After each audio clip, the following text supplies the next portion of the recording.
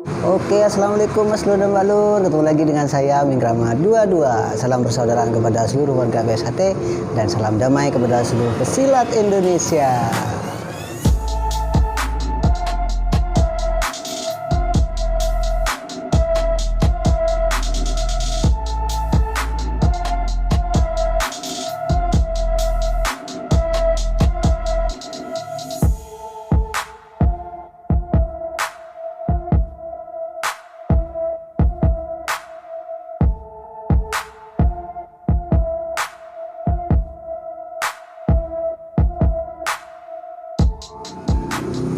Oke dulur-dulur, semoga dulur-dulur semua pada hari ini tetap dalam keadaan sehat walafiat, rezekinya lancar dan selalu dalam lindungan Allah Subhanahu wa taala. Amin ya rabbal alamin.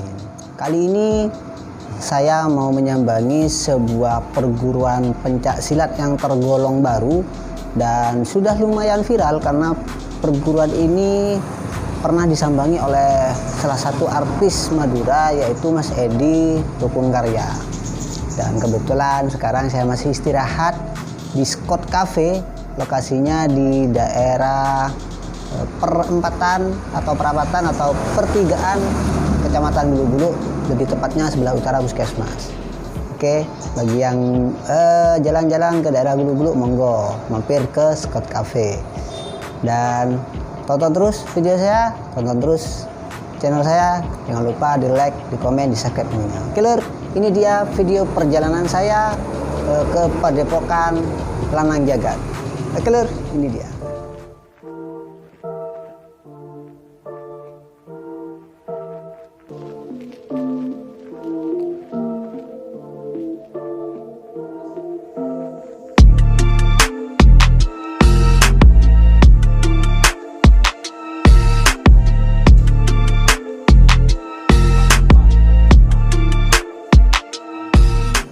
Kali ini saya menyambangi sebuah padepokan perguruan yang tergolong baru tapi lumayan viral loh. Jadi kemarin perguruan ini disambangi oleh salah satu artis Madura, salah satu YouTuber juga yaitu Mas Edi Rukun Karya. Jadi kita langsung komunikasi, kita langsung bincang-bincang dengan guru besar yaitu perguruan Lanang Jagat. Nah, sampai lupa. Jadi monggo Masnya memperkenalkan diri. Ya, terima kasih. Assalamualaikum warahmatullahi wabarakatuh. Saya atas nama Haki Baret. Ya, oleh teman-teman sudah sudah dinyatakan menjadi pimpinan dan juga menjadi pelatih di padepokan kecil kami yaitu Lanang Jagat. Oke, dulur-dulur, itu dia perkenalan singkat dari Mas siapa tadi? Haki Baret. Mas Haki. Biasa pelupaan ini sudah. Jadi itu perkenalan singkat dari guru besar dari perguruan Lanang Jagat, perguruan pencak silat Lanang Jagat.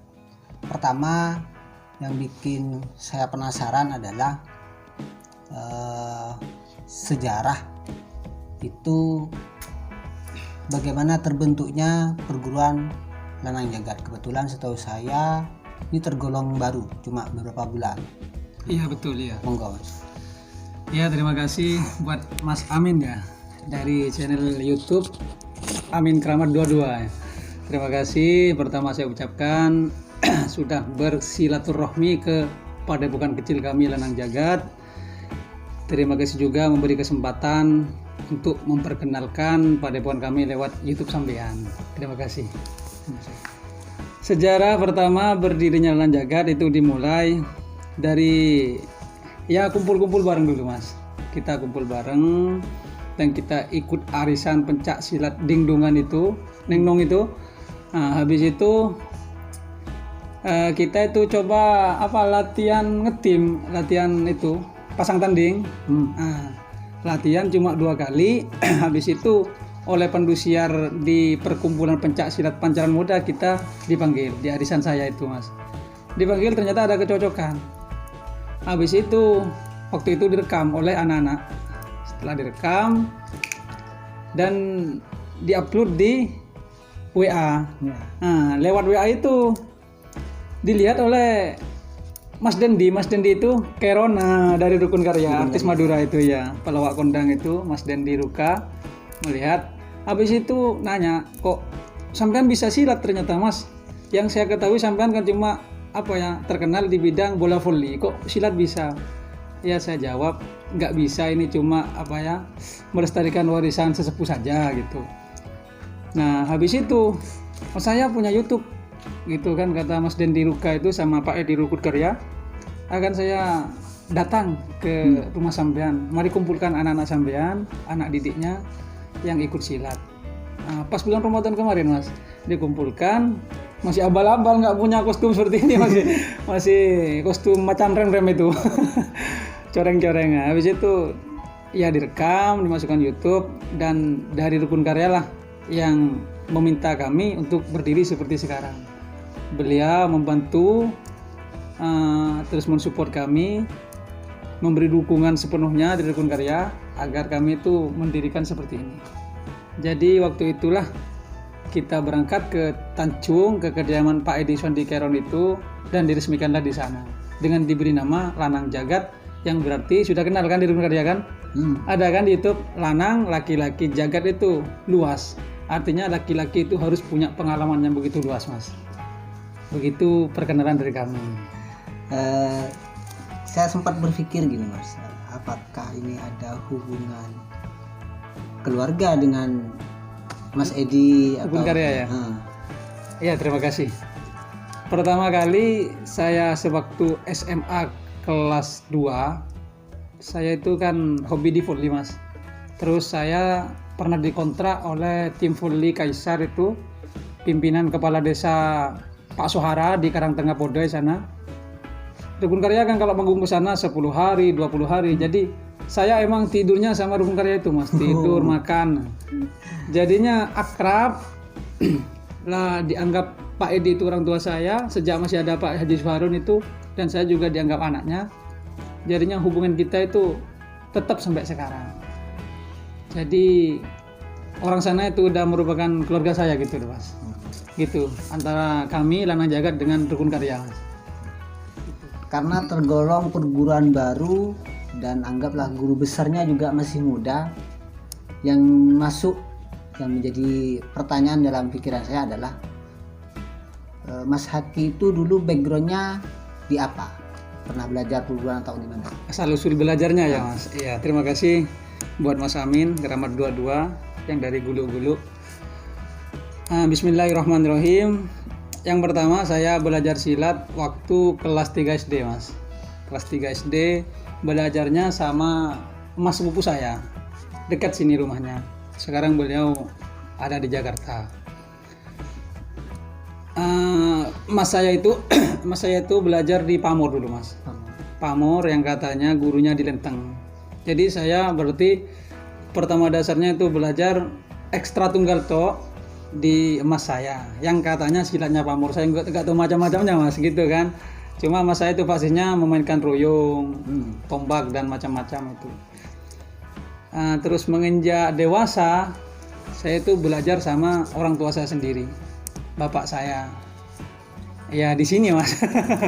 Belajar sama bapak saya, karena kata bapak itu orang laki-laki itu nggak boleh belajar nyanyi, nggak boleh belajar ini, harus laki-laki itu punya bela diri kuat, karena laki-laki walaupun bukan jadi presiden tapi tetap jadi pimpinan, otomatis pimpinan keluarga kan gitu Mas, harus menjaga keluarga dan lain-lain. Jadi saya diajarin bapak saya selama sekian tahun. Habis itu setelah saya dewasa, saya yang Malang Buana Mas, kelas 3 SMP Malang Buana, nyampe ke Kalimantan, pernah belajar dari seorang tokoh silat di sana, di daerah Martapura, Banjarmasin Mas, kabupatennya. Belajar karate di sana. Selama 3 bulan kalau nggak salah. Sekitar 3 bulan. Lulusnya MTS SMP. Habis itu pulang. Tiap libur sekolah itu Mas, saya mau belajar ke daerah Jawa, ke daerah Laut Kidul Mas, daerah Segoro bagian selatan gitu. Iya. Nah habis itu pulang ke sini, Nah di sini kan banyak perguruan mas. Pas di kompolan pencak silat itu kadang undangan dari Perisai Putih. Nah dari Perisai Putih, dan saya lumayan kenal dengan pelatihnya, Mat Koncer itu, Kak Mat ya, Kak Mat Parjuke, iya Cak Mat. Saya Genteng Parjuke itu, yang merah itu mas Wirangan. Ya beliau, ayo saya lebih perbaikilah kuda-kuda tendangannya agar lebih power, datanglah ke tempat saya. Tiap latihan malam Rabu di Taman Bunga gitu mas. Nah, jadi mau tidak mau saya kan laki-laki yang suka menambah ilmu mas, mencari jati diri. Jadi saya ikut Kak Mat sekitar 2010-2011 itu mas. 1 tahunan. Iya 1 tahunan. Ikut Kak Mat Perisai itu banyak jasa. Salam buat Kak Mat kalau melihat YouTube. Nah, juga guru saya sangat menghormati sama beliau. Kak Mat Perisai Putih. Ya ikut fisik, ya diajarin sabung sekilas sama Kak Mat itu. Ya kurang lebih beberapa kali berlatih lah ikut Kak Mat. Dan habis itu saya tetap fokus sama guru saya yang di Jawa, yang mempelajari gerakan harimau, pencak silat Cimande gitu mas. Ya ikut Patigaman, juga ikut Coke, Sonde Madura gitu mas. Sama-sama dipelajari karena saya penasaran mas. Tiap orang yang pendekar itu yang dibilang sudah tenar, termasuk di daerah Madura, ada salah satu pendekar sepuh, dia pernah acarok itu mas dari jam 11 siang sampai asar. Silatnya fasih. Juga saya samperin ke rumahnya, saya belajar juga mas. Belajar main celurit, main apa dan segala macam. Semua hasilnya saya rangkul, saya tampung. Setelah saya dewasa seperti ini, sebelum saya mendirikan, saya semuanya pamit ke guru saya, termasuk ke guru yang ada di Sapudi Podoi, Banyuwangi Situbondo itu mas, Bondowoso, termasuk di Jawa Tengah, dan juga di daerah Tasikmalaya ya. Sekarang beberapa guru sudah almarhum. Semoga di alam barzah sana dosa-dosanya diampuni dan amal ibadahnya diterima oleh Allah Subhanahu wa taala. Dan semoga ilmu yang ada di saya bermanfaat dan barokah. Itu sejarah diri saya mas. Akhirnya saya rangkul, saya gabungkan jadi satu. Semua ilmu yang saya pelajari dari beliau-beliau itu, termasuk dari karate juga diambil sama saya, termasuk dari gerakan harimau. Tapi yang saya paling suka gerakan harimau mas, karena katanya orang Madura itu apa ya, kuda-kudanya itu sip mas buat saya gitu. Tapi buat saya semua pesilat itu bagus semua mas, gak ada kekurangan buat saya, perfect, sempurna. Ternyata Mas Haki ini muda-muda, pengalamannya sudah luas, pengalamannya sudah banyak, bahkan sudah melanglang buana kemana-mana ternyata. Beda dengan saya yang sejak kecil kerjanya cuma tidur. Tapi kan kelebihan orang nggak diketahui mas. itu sekilas dari backgroundnya Mas Haki. Terus ini Mas Haki, perguruan Lanang Jagat itu tergolong baru terkait dengan tingkatan. Iya mas. Apakah ada tingkatan sabuk dan bentuknya seperti apa? Ya terima kasih. Saya jawab pertanyaannya. Bismillahirrahmanirrahim. Alhamdulillah, kan harus bersyukur mas. Allahumma sholli ala Muhammad. Semoga kita semua mendapat barokah dan syafaatnya Gusti Rasulullah Muhammad Sallallahu Alaihi Wasallam. Ya saya jawab pertanyaan dari Mas Amin Keramat 22. Masalah tingkatan dan lambang perguruan juga ya mas. Kalau lambang masih kita musyawarahkan, ya musyawarah ke teman-teman, karena Lanang Jagat bukan milik saya mas, tapi milik semuanya mas. Juga Lanang Jagat milik Bapak Pimpinan Rukun Karya, Bapak Edi Swandi Keron. Dan saya belum musyawarahkan sama beliau, cuma menurut beliau kasih lambang harimau putih dah gitu. Harimau merupakan keangkuhan kita, merupakan kekuatan kita, karena binatang yang kuat, dibilang kuat itu lambang harimau mas. Angkuh, pendiam, tapi jangan coba kita mengganggunya gitu katanya Pak Edi Keron mas. Nah, terus putih itu melambangkan hati kita harus bersih, harus putih, harus bening gitu mas. Nah tapi kita masih belum dibentuk sama teman-teman ini. Dan yang kedua untuk masalah sabuk, tingkatan. Rencana kita dan teman-teman termasuk saudara Rizal Muhaimin Al-Barzah ini Mas dan juga seniornya ini Muhammad Nasrullah Anam ini berpendapat mending sabuknya tetap saja gitu biar sama. Menurut pendapat adik-adik ini katanya Rek Rizal ini kalau kita tetap sama berarti kita itu tetap satu hati Mas. Jadinya keluar kita nggak sempat dibaca sama orang, berarti ini tingkatannya beda. Kita itu sama, karena manusia itu diciptakan dengan kesamaan Mas, ya kan, penuh kekurangan, ya ada juga kelebihan gitu. Nah, cuma perbedaannya katanya Rek Nasrul dan Rek Rizal ini dari segi penampilan dan segi ilmu yang sudah dikuasai Mas. Mesti orang-orang pendekar silat itu tahu membedakan Mas. Mana yang lebih fasih, mana yang gerakannya ting-tang ting-tung Mas, iya kan? Benar. Kadang orang sabuknya sudah tinggi Mas, tapi setelah dilihat gimana itu kan banyak kan Mas. Jadi kita jangan melihat sabuk tapi lihatlah dalamnya, karena manusia itu nggak boleh diukur di luarnya Mas, ya kan? Dalam Islam jangan pernah menilai manusia di luarnya kan, kita harus menilai dari dalam ya. Begitulah dari Lanang Jagat. Jadi memang di beberapa perguruan tingkatan itu beda-beda. Iya Mas. Jadi seperti kalau PSHT itu setiap tingkatan beda Mas, beda warna. Iya Mas. Jadi awalnya polos, jambon, hijau, putih, baru pelatih. Ada juga itu perguruan yang di daerah Madura, sabuknya banyak lagi. Kalau PSHT ada 4, itu banyak. Iya. Merah ujung apa, sabuk merah ujung apa. Oh ujungnya ada ujungnya ya. Iya. Misalkan merah ujung kuning, nanti naik tingkat kuning polos. Dari kuning polos naik tingkat jadi kuning ujung apa. Bedanya di ujung. Iya. Ada lagi yang sabuk tingkatannya itu yang membedakan ada juga di ujung sabuk bukan berubah warna. Ada yang pakai strip ya. Oh, iya. Jadi sabuknya sama, misalkan sabuknya hijau cuma bedanya di strip, di ujungnya ada stripnya. Iya. Gitu. Bahkan ada lagi yang membedakan tingkatan itu di lambang Ya Mas. kayak perisai diri.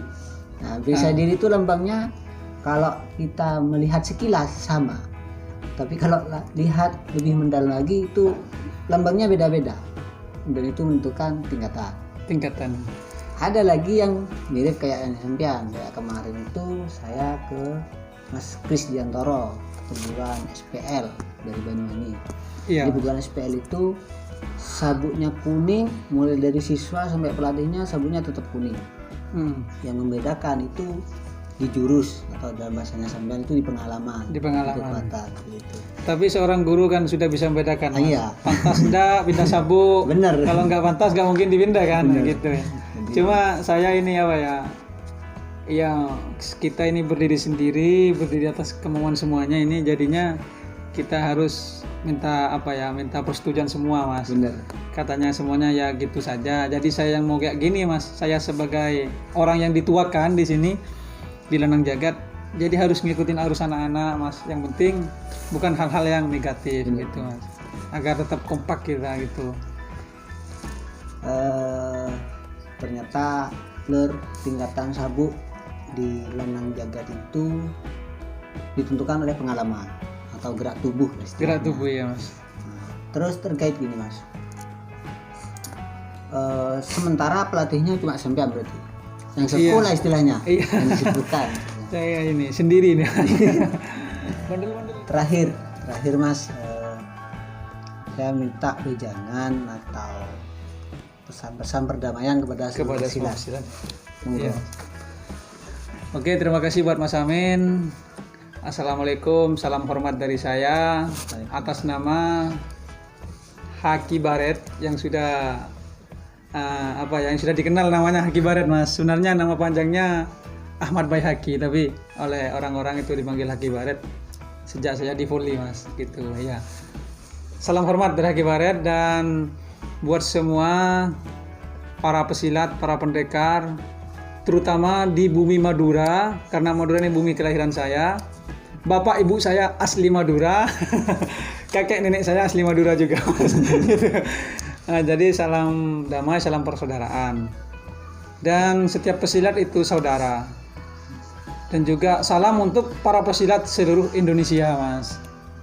Di luar Indonesia juga yang bisa mengerti bahasa saya. Kalau nggak mengerti kan bingung juga, Mas. Insya Allah kalau pesilat ngerti. Ngerti ya? Ya, salam cinta damai dan utamakanlah untuk semua pendekar. Kalau semua guru pasti sudah tahu, Mas, karena tidak mungkin jadi guru kalau beliau tidak bisa digugu dan ditiru, Mas, ya kan? Nggak ada guru ngajarin kejelekan, Mas. Pasti guru menggambarkan hal-hal yang positif, yang baik.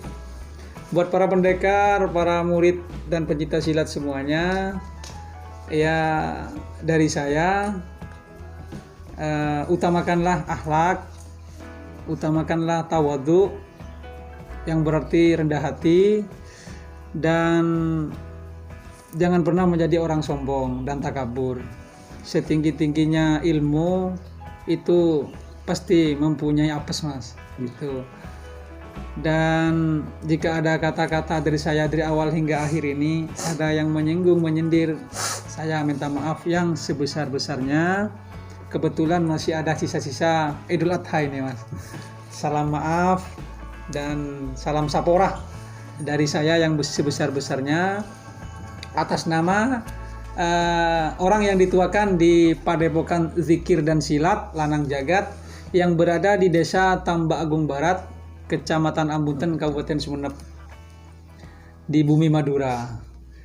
Dan jadi pesilat itu kekerasan mohon direndam.